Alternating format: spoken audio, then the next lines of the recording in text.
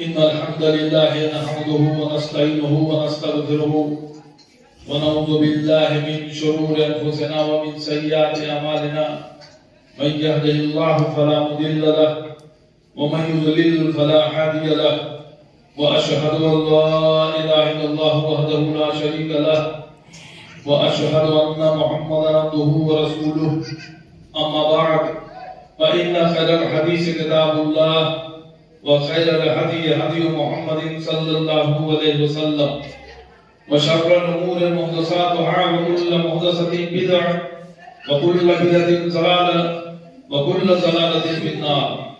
أعوذ بالله السميع العليم من الشيطان الرجيم. بسم الله الرحمن الرحيم. وقضى ربك ألا تعبدوا إلا إياه وبالوالدين إحسانا إما يبلغن عندك الكبر أحدهما أو كلاهما فلا تقل لهما أف ولا تنهرهما وقل لهما قولا كريما.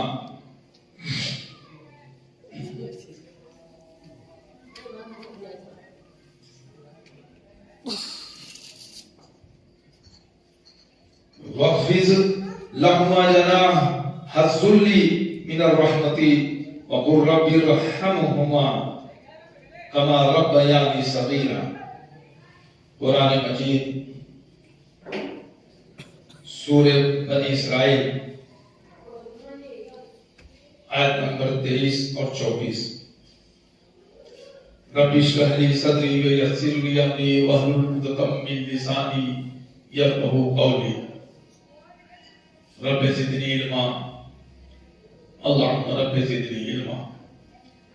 آمین یا رب العالمین. معزز حاضرین جمعہ، نوجوان ساتھیوں اور جہاں تک میری آواز پہنچ رہی ہو سننے والی سبھی قابل احترام دینی ماں اور بہنوں، اللہ رب العالمین کی توفیق سے ایک بار پھر مجھے اور آپ کو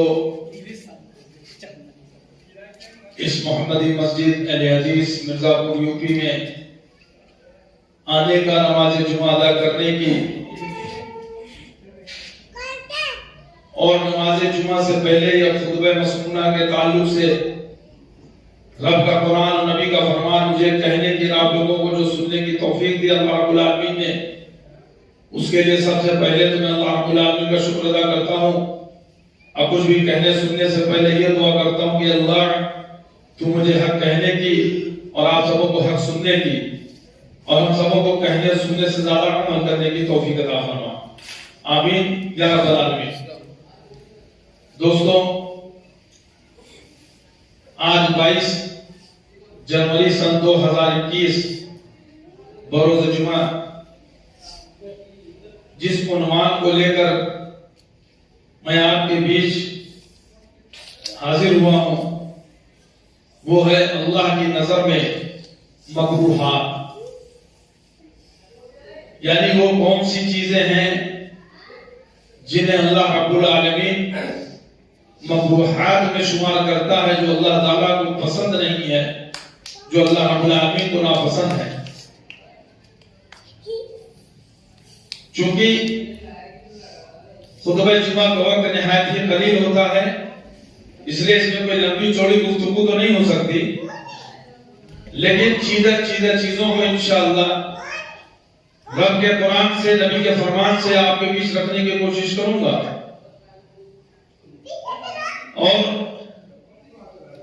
جس موضوع کو میں لے کر اٹھا ہوں، جس کی شروعات میں نے آج سے کی ہے، کر رہا ہوں، وہ ایک جمعہ میں تو بہت مشکل ہے کہ وہ مکمل ہو پائے. اس لیے آئندہ بھی جمعہ میں جو حصہ رہے گا انشاءاللہ اس پر گفتگو کی جائے گی.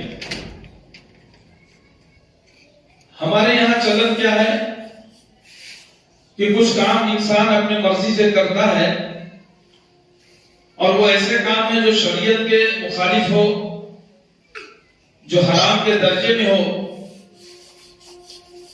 لیکن لا علمی کی وجہ سے وہ مسلمان اس کام کو کرتے ہیں اور کہتے ہیں کہ یہ تو مکروہ ہے، حرام تو نہیں ہے.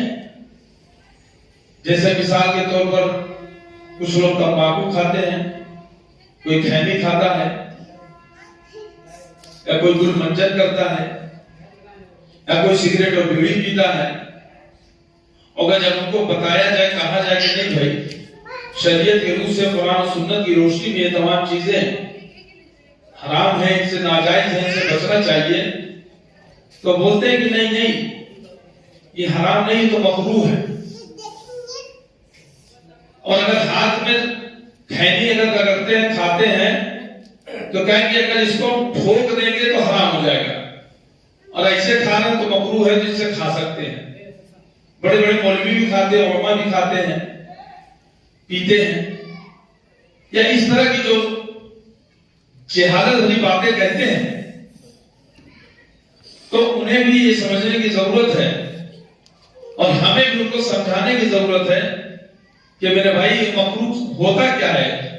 شریعت میں مکروہ کنہیں کہا جاتا ہے، مکروہ کا معنی مطلب کیا ہوتا ہے.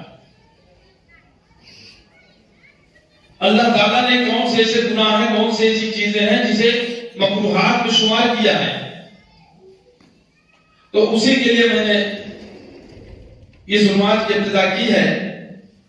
اور ابھی میں نے آپ کے بیچ میں قرآن مجید کے سورہ اسراء، جسے بنی اسرائیل بھی کہا جاتا ہے، اس کی آیت نمبر 23 اور 24 کی تلاوت کی ہے خطبہ مسنونہ کے بعد اللہ کی توفیق سے. تو اللہ رب العالمین ارشاد فرما رہے ہیں اس میں کہ اور تیرا پروردگار صاف صاف حکم دے چکا ہے کہ تم اس کے سوا کسی اور کی عبادت نہ کرنا اور ماں باپ کے ساتھ احسان کرنا. غور سے سنیے گا، اللہ رب العالمین نے قرآن مجید سورہ بنی اسرائیل آیت نمبر 23 میں یہ ارشاد فرمایا ہے، جو میں آپ کے سامنے ترجمہ بیان کر رہا ہوں. اللہ تعالیٰ فرما رہا ہے کہ اور تیرا پروردگار صاف صاف حکم دے چکا ہے کہ تم اس کے سوا کسی اور کی عبادت نہ کرنا اور ماں باپ کے ساتھ احسان کرنا. اگر تیری موجودگی میں ان میں سے ایک یا وہ دونوں بڑھاپے کو پہنچ جائیں تو ان کے آگے اف تک نہ کہنا، نہ انہیں ڈانٹ ڈپٹ کرنا، بلکہ ان کے ساتھ ادب و احترام سے بات چیت کرنا. اللہ رب العالمین نے سب سے پہلے تو یہ منع کیا کہ اللہ کی بندگی، اللہ کی عبادت کے علاوہ کسی اور کی عبادت نہیں کرنے کا.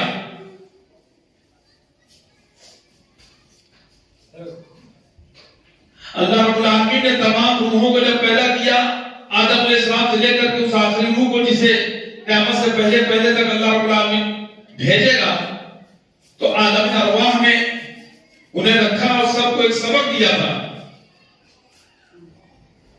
الستو بربکم، کیا میں تمہارا رب نہیں ہوں؟ یہ سوال بھی ہے، سبق بھی ہے. قالوا بلا، تمام روحوں نے کہا کہ ہاں اللہ تو ہمارا رب ہے، تو ہمارا پروردگار ہے، تو ہمارا مالک ہے، خالق ہے، رازق ہے، سب کچھ ہے. بس یہی ایک سوال، اور وہ جو ہم نے اقرار کیا تھا، جو وعدہ کیا تھا کہ اللہ رب العالمین آپ ہی ہمارے رب ہیں، بس اسی بات کو عملی طور سے ادا کرنے کے لیے اللہ تعالیٰ نے دنیا میں بھیجا اور بھیجتا رہتا ہے. دوسری جگہ اللہ تعالیٰ نے فرمایا سورہ ذاریات آیت نمبر 56 میں وَمَا خَلَقْتُ الْجِنَّ وَالْإِنسَ إِلَّا لِيَعْبُدُونِ، کہ ہم نے جنوں اور انسانوں کو صرف اپنی بندگی کے لیے، اپنی عبادت کے لیے پیدا کیا. تو اس آیت سے بھی ہماری بندگی، ہماری پیدائش کا مقصد اللہ تعالیٰ نے بیان کر دیا کہ ہماری اللہ کی بندگی، اللہ کی عبادت کرنا ہے. تو اللہ کی بندگی، اللہ کی عبادت کیا ہے؟ کہ ایک رب کی بندگی، ایک رب کی عبادت، اس کے ساتھ کسی کو کسی طرح سے شریک نہیں کرنا ہے، نہ تو اس کی ربوبیت میں، نہ خالقیت میں، نہ مالکیت میں، نہ اس کے اللہ میں ہونے میں، نہ اس کے الہ ہونے میں. کسی کوئی بھی انسان یا کوئی بھی غیر اللہ، کوئی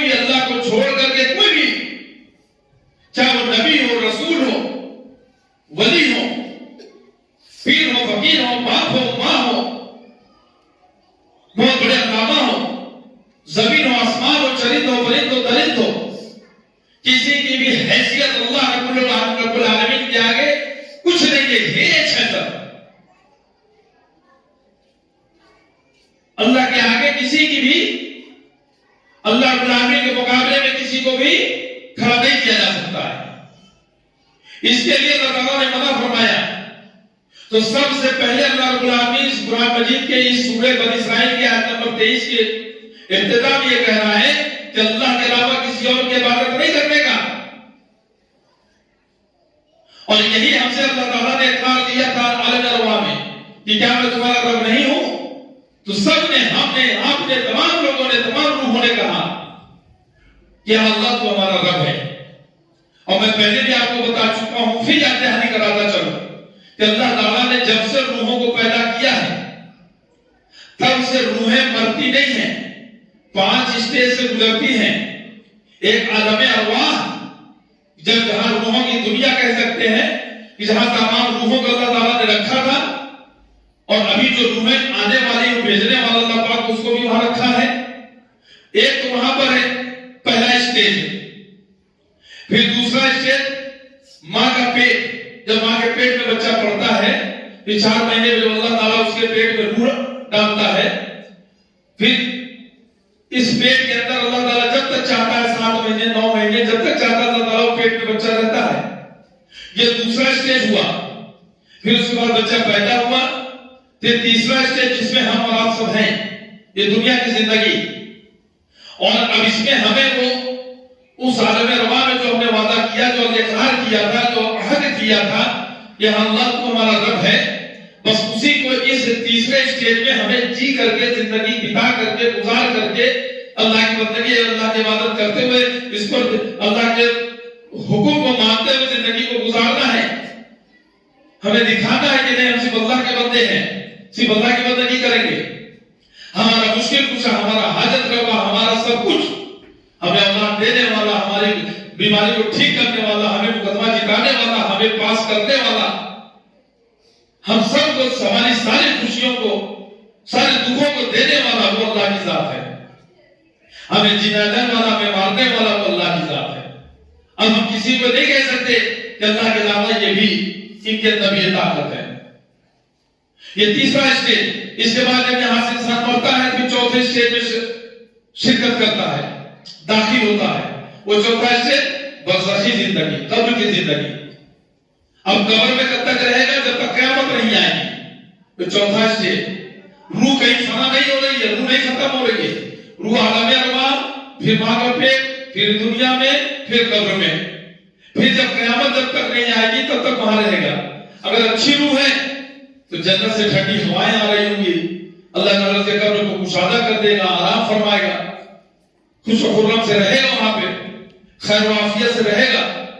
لیکن اگر گنہگار ہے، اللہ تعالیٰ نے اگر اس کے لیے عذاب مقرر کیا ہوگا تو پھر وہ روح عذاب وہاں پر سہے، عذاب میں مبتلا ہوگا، اور قیامت تک کا وہ معاملہ رہے گا۔ پھر قیامت کے بعد، قیامت جب ہوگی تو پھر سب کو اٹھایا جائے گا، تو پھر یہ روح جو ہے پھر سب اٹھیں گے، پھر اللہ کے آگے پیشی ہوگی، پھر حساب کتاب ہوگا، وہ 5واں اور آخری مرحلہ ہوگا۔ پھر حساب کتاب کے بعد جنت والے جنت میں، جہنم والے جہنم میں جائیں گے۔ تو یہ اسٹیج جس پر ہم آپ ہیں، یہ تیسرا اسٹیج ہے۔ 2 اسٹیج ہمارا گزر چکا ہے۔ اب اسی اسٹیج پر آگے کی دونوں زندگی، جو قبر کی زندگی اور آخرت کی زندگی، جنت و جہنم، وہ سارا منحصر ہے ہمارے اسی دنیا کی زندگی میں میرے بھائی۔ اور دنیا کی زندگی کتنی ہے؟ 50 سال، 60 سال، 70 سال، 80 سال، 90 سال، 100 سال، کتنی ہے؟ اور جتنی اگر آپ لمبی زندگی جینے کی خواہش کرتے ہو تو ہمارے جسم کے اعضاء بھی تو دھیرے دھیرے کمزور ہوتے جاتے ہیں، بڑھاپے کی طرف جاتے ہیں۔ پھر ابھی جو آنکھیں ہم بڑے اچھے سے دیکھ رہے ہیں، پھر چشمے کی ضرورت پڑ جاتی ہے۔ ابھی جو جسم میں توانائی ہے، جو چکناہٹ ہے، جو ہمارے چمڑے بھی جو ہے بڑے چکنے چکنے اور بڑے اچھے لگ رہے باڈی بلڈر ہم دکھ رہے ہیں، لیکن دھیرے دھیرے انہی چمڑوں میں جھریاں پڑنے لگتی ہے، چہروں میں جھریاں پڑنے لگتی، کمر انسان کا جھک جاتا ہے، کمزور ہو جاتا ہے، ہاتھ پہ چلنے میں کانپنے لگتے ہیں۔ پھر کبھی پتا چلا کہ بچے سے بچپنا میں سے بڑھاپا ہو جاتا ہے، پھر ان کو پکڑ کر کے کوئی آدمی ان سے چلاتا ہے، کوئی لے جاتا ہے، کیسی زندگی ہو جاتی، دیکھتے نہیں؟ اب اس وقت میں ہم کیا کر پائیں گے؟ کتنا ہم کام کر پاتے ہیں؟ کچھ چاہیں گے بھی کرنا تو ہمارے جسم ہمارا دے رہا ہوگا. اس لیے جب بھی جو جوانی کو یہ جو وقت ہے، یہ جوانی وہ چیز ہے، وہ میرے بھائی وہ موقع ہے، وہ وقت ہے جس میں ہم اللہ کی بندگی، اللہ کی عبادت اور اچھی طرح سے کر سکتے ہیں. نمازیں پڑھ سکتے ہیں، کھڑے ہو کے پڑھ سکتے ہیں، انشاءاللہ روزہ کر سکتے ہیں، دوڑ دھوپ کر سکتے ہیں، دعوت و تبلیغ کر سکتے ہیں، اس کے لیے کوششیں کر سکتے ہیں، محنت کر سکتے ہیں، اپنے ماں باپ کے گھر والوں کے لیے کمائی کر سکتے ہیں، تمام چیزیں جو ہے حلال طریقے سے. تو یہ دنیا کی جو زندگی، اب اس پر آگے کی دو زندگی منحصر ہے. تو اللہ رب العالمین سے کیے ہوئے وعدے میں تو پہلا حکم اللہ تعالیٰ یہاں پہ یاد دلا رہا، کہہ رہا ہے کہ سنو تیرا پروردگار صاف صاف حکم دے چکا ہے کہ تم اس کے سوا کسی اور کی عبادت نہ کرنا. یہ پہلا حکم. اور اسی آیت میں ابھی سے 2 آیت میں نے آج پڑھی ہے، ابھی اس کی کئی آیتیں ابھی قریب 3-4-5 آیتیں اور ہیں. جب ان آیتوں کا سلسلہ آئے گا تو آخری میں جا کر اللہ تعالیٰ نے بتایا کہ تمام چیزیں جو مکروہات ہیں، یہ تمام چیزیں اللہ کو ناپسند ہیں، یعنی حرام ہیں. جس میں سے پہلا گناہ سمجھ لیجئے یہ شرک ہے. اگر اللہ کے ساتھ کسی کو ہم نے شریک کیا، یہ پہلا گناہ. اب دوسرے نمبر پہ اللہ تعالیٰ کیا کہہ رہا ہے کہ سنو اور ماں باپ کے ساتھ احسان کرنا. اپنی بندگی، اپنی عبادت کے فوراً بعد اللہ تعالیٰ نے ماں باپ کا درجہ رکھا ہے کہ ماں باپ کا وہ مقام ہے میرے بھائی. اللہ رب العالمین کے حقوق کے بعد حقوق العباد میں جو سب سے پہلا، اولا، افضل ترین جو درجہ ہے وہ والدین ہے، ماں باپ ہے. تو اللہ تعالیٰ کہا ان کے ساتھ احسان کرنا. احسان کیا چیز ہے؟ احسان کیا ہے؟ ماں باپ اگر بڑھاپے میں پہنچ گئے، ہم ان کی خدمت کر رہے ہیں، اپنی کمائی سے ان کو کھانا پینا کا انتظام کر رہے ہیں، کپڑے لتے کا، دوا کا انتظام کر رہے ہیں، تو یہ ہمارا فرض ہے. لیکن پھر اللہ تعالیٰ کا ان کے اوپر احسان کرنا، اچھے سے رکھنا، جیسے انہوں نے تم کو تمہارے بچپن میں رکھا تھا، جیسے تم کو انہوں نے پاک اس کے بڑا کیا. اللہ رب العالمین کہہ رہے ہیں اپنے ماں باپ کے ساتھ احسان کرنا.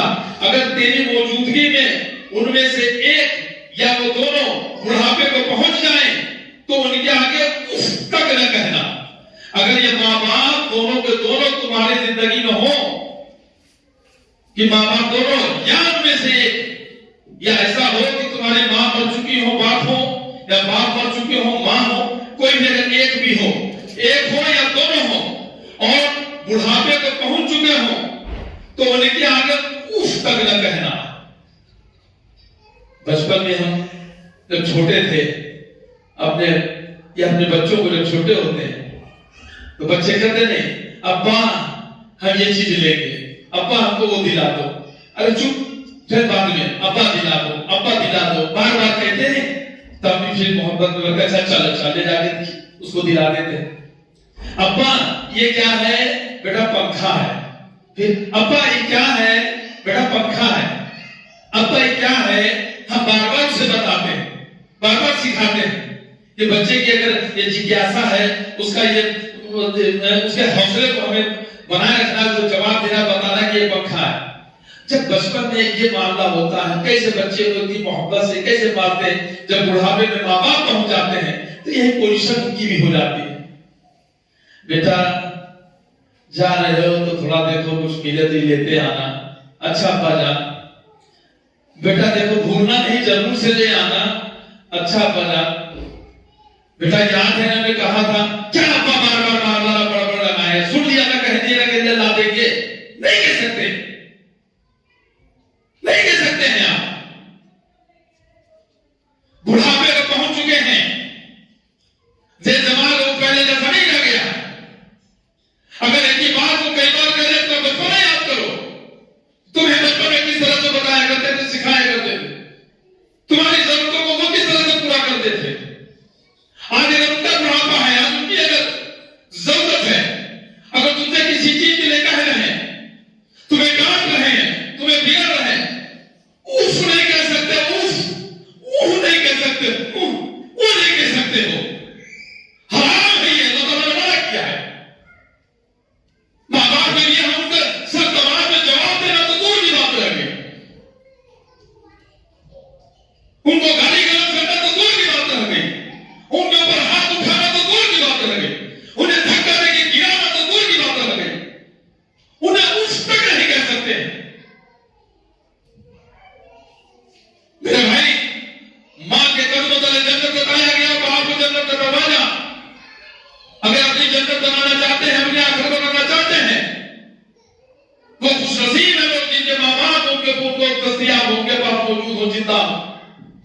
ماں باپ کی خدمت کر کے جنت حاصل کر لیجیے. پہلا کام شرک سے بچیے. اللہ کی عبادت کیجیے, اس کے ساتھ کسی کو شریک نہیں کیجیے. اب اس میں تمام چیزیں آ جائیں گی کہ اللہ کی عبادت کیسے کریں گے. جیسے بتایا, کیسے بتایا, نبی کے ذریعے. تو نبی کو ماننا ہے. نبی کو کیا ملا؟ قرآن. تو قرآن کو ماننا ہے. پھر اس کو پڑھیں گے تو تقدیر کا بھی معاملہ آئے گا, فرشتوں کا بھی آئے گا, آخرت کا آئے گا. وہ تمام چیزوں پر ایمان رکھنا ہے اور اسی طرح سے ہمیں زندگی گزارنا, اسی طرح سے اللہ کی بندگی کی عبادت کرنی ہے. پھر ضرورت تو اس کے بعد کہ اپنے ماں باپ کے اوپر احسان کرنا.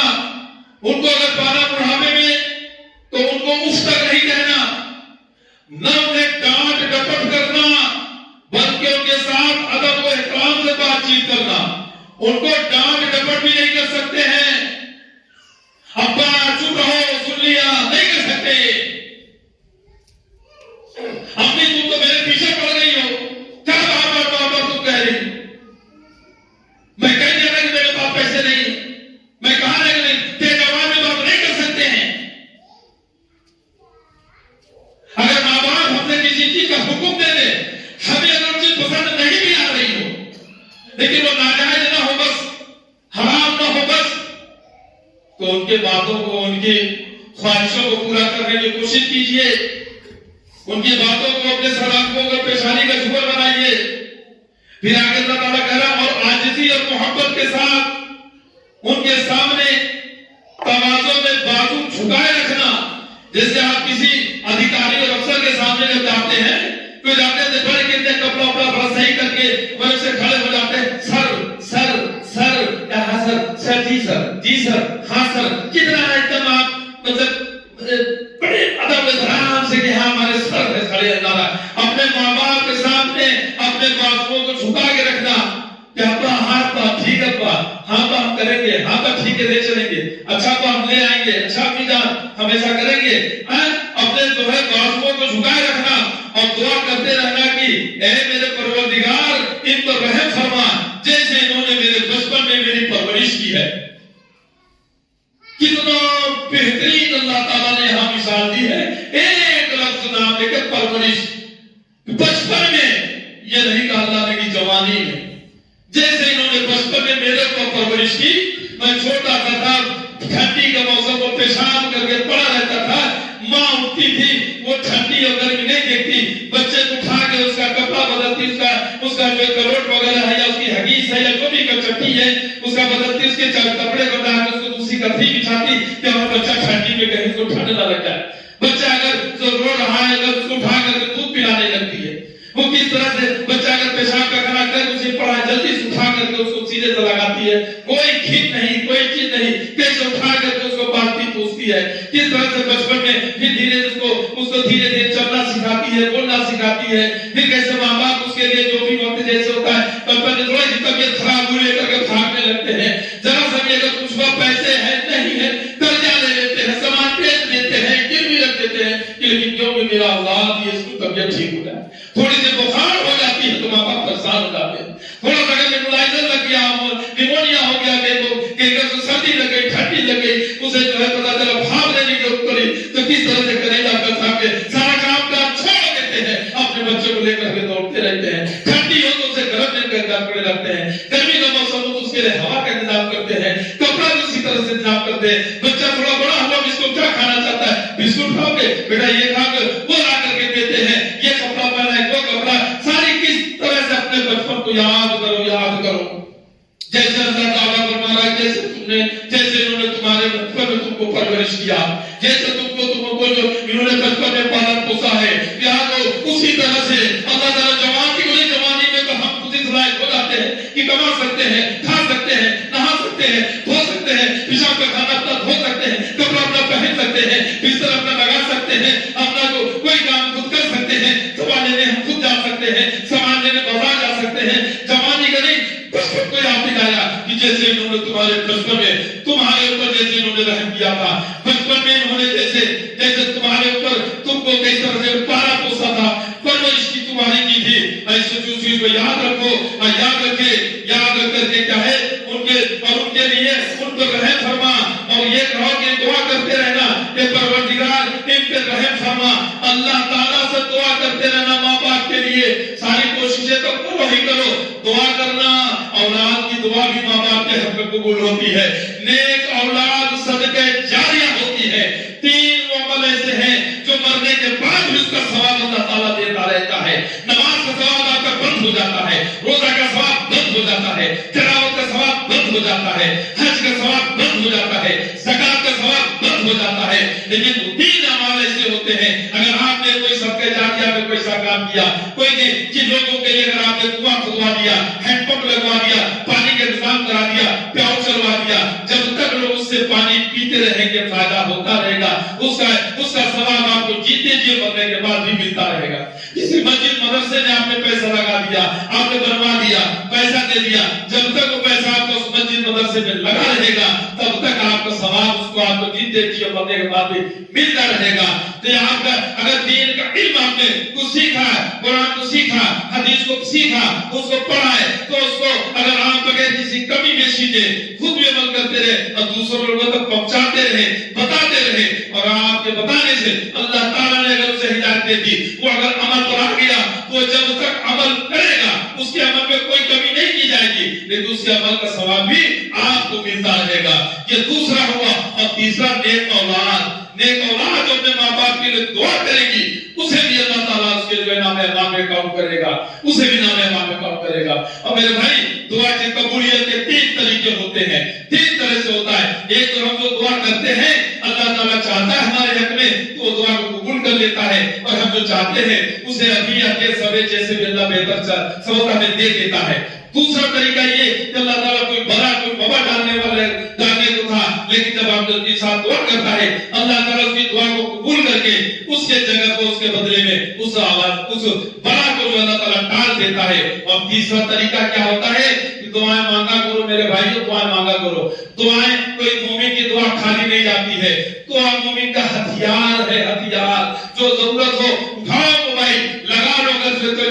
اگر تمہاری پہچان اگر چیف منسٹر اور پرائم منسٹر تک ہو جائے، کوئی ضرورت ہو کہ تم D M collector S P کو پوچھو گے، سیدھا لگاؤ گے پرائم منسٹر کو، سیدھے لگاؤ گے جو ہے کہ مکھیہ منتری کو کہ ہم کو یہ ضرورت ہے تو آپ یہ کہہ دیجئے. نیچے کے لوگ بھی آپ کے لیے وہ رہیں گے کہ ان کی پہنچ تو وہاں تک ہے. اللہ رب العالمین نے موبائل دیا میرے بھائی، ہاتھ اٹھاؤ اس حکم الحاکمین کی بارگاہ میں، اس رب العالمین کی بارگاہ میں اٹھا لو ہاتھ اور فرما دو ایاک نعبد و ایاک نستعین، ہم تیری ہی بندگی کرتے ہیں اور صرف تجھے سے مدد مانگتے ہیں. تو اللہ سے مدد مانگو، اللہ سے چاہو. اللہ تعالیٰ کہتا ہے جب بندہ میری طرف ہاتھ اٹھاتا ہے تو اس کے ہاتھ کو خالی بھیجتے ہوئے مجھے شرم آتی ہے.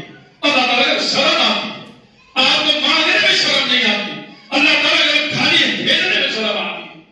تیسرے دعائیں کرو میرے بھائی. یہ دعائیں جو ماں باپ کے حق میں جو اولاد کرتی ہے وہ بھی صدقہ جاریہ ہے. جیتے جی ہے تو بھی دعا کرو کہ اللہ ہمارے ماں باپ کو ان کے اوپر تو رحم فرما، جیسے بچپن میں انہوں نے ہم کو جس طرح سے پرورش کی ہے، اے اللہ تو ان کے اوپر بھی رحم فرما. تو اللہ جب رحم فرما لے، یہ جیتے جی ہے. اب مرنے کے بعد بھی کیا کہا جاتا ہے؟ فلاں مر گئے تو فلاں نے فلاں عبید اللہ صاحب ختم ہو گئے تو عبید اللہ رحمۃ اللہ علیہ ہو جاتا ہے، عبید اللہ رحمۃ اللہ ہو جاتا ہے کہ اللہ ان پر رحمت فرمائے، اللہ کی ان کے اوپر رحمت ہو. یہاں بھی جہالت یہ ہے، کچھ لوگ سمجھتے ہیں کہ کوئی اگر مسلمان کوئی مومن مر گیا تو اس کے نام میں رے جو لگاتے ہیں رحمۃ اللہ علیہ کہ یہ تو صرف بزرگوں میں لگتا ہے، یہ تو صرف ولیوں میں لگتا ہے. یہ اپنے ابا کو لکھ رہے ہیں، کہتے ابا ولی تھے، کہتے نہیں، یہ جہالت ہے. یہ دعائیہ کلمہ ہے.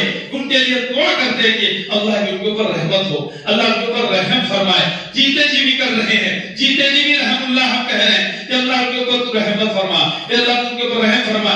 جیسے انہوں نے بچپن میں ہماری پرورش کی تھی ایسے تو ان کے اوپر بھی رحم فرما. اے اللہ کے گناہوں کو معاف کر دے، اے اللہ کی پریشانیوں کو دور کر دے، اے اللہ کی کمزوری کو ٹھیک کر دے، اے اللہ کی تکلیف کو دور کر دے. اے اللہ ہم کو جنہوں نے جب جس طرح جو بھی پالا پوسا جو کیا ہے اس سب کا اے اللہ کی نیکیوں کو قبول کر لے. اے اللہ ہمیں بھی توفیق دے کہ ہم اس سے ان کی جیسے انہوں نے بچپن میں ہماری پرورش کی ویسے بلکہ اس سے بڑھ کر کے ہم ان کے حق کو ادا کرنے والے بنے. اے اللہ ہمیں بھی اللہ کو اپنا کے مطیع، اے اللہ ہم تیری بھی اطاعت کریں، تیرے نبی کی اطاعت کریں، ہمیں والدین کے بھی اطاعت گزار بنانے والے. تو اللہ سے دعا کریں اپنے والدین کے حق میں کریں، والد یا والدہ کو یہ خود ان کے حق میں بھی دعا کریں اور اپنے بازوؤں کو جھکا کے رکھیں، ماں باپ کے ساتھ ادب و احترام آگے سے رہیں میرے بھائی. اگر نہیں کرتے ہیں یہ مکروہات میں سے دوسری چیز ہو گئی.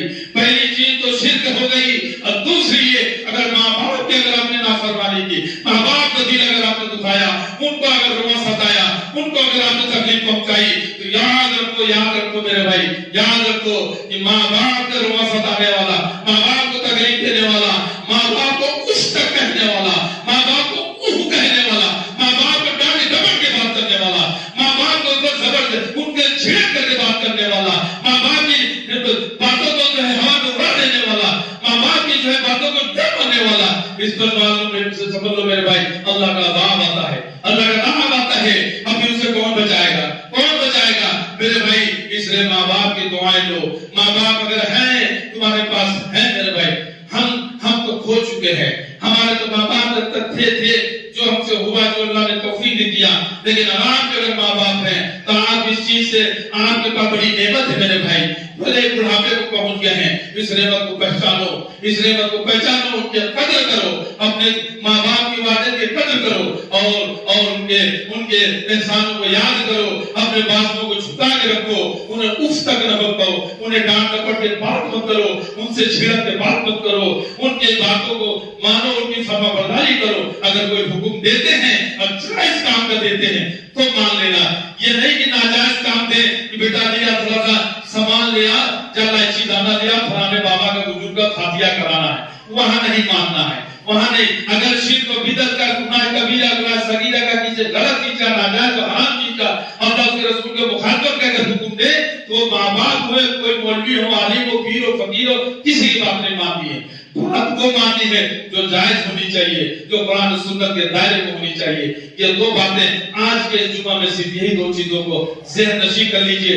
انشاءاللہ آگے اس کی تفصیلات آئندہ جمعہ میں انشاءاللہ آئے گی. اللہ رب العالمین سے دعا ہے کہ اللہ جو کچھ میں نے کہا اس کو جو حق ہے تیری جانب سے, کہنے سننے میں کوئی بھول چوک, کوئی لغزش ہوئی ہو تو میرے نفس کی طرف سے, شیطان کی طرف سے نہیں, اس لیے تو مجھ کو معاف فرما بارے رہا. کہ اللہ جو کچھ ہم نے کہا اس میں جو حق باتیں ہیں اس پر ہم سب کو کہنے سننے سے زیادہ عمل کرنے کی توفیق عطا فرما. اللہ تعالی ہم سب کو میں اپنے اہل و عیال کے جنت الفردوس عطا کر, جنت الفردوس عطا کر, جنت الفردوس عطا کر. جہنم کے عذاب سے بچا, قبر کے عذاب سے بچا, فتنہ دجال سے بچا. جہنم کے عذاب سے بچا, قبر کے عذاب سے بچا, فتنہ دجال سے بچا. جہنم کے عذاب سے بچا, قبر کے عذاب سے بچا, فتنہ دجال سے بچا. اے اللہ ہم سب کو جیسے یہاں بھی لایا ایسے ہم سب کو میں اپنے اہل و عیال کے جنت الفردوس میں بھی ہماری ملاقات کرا بارے رہا. آمین یا رب العالمین. السلام علیکم ورحمۃ اللہ وبرکاتہ.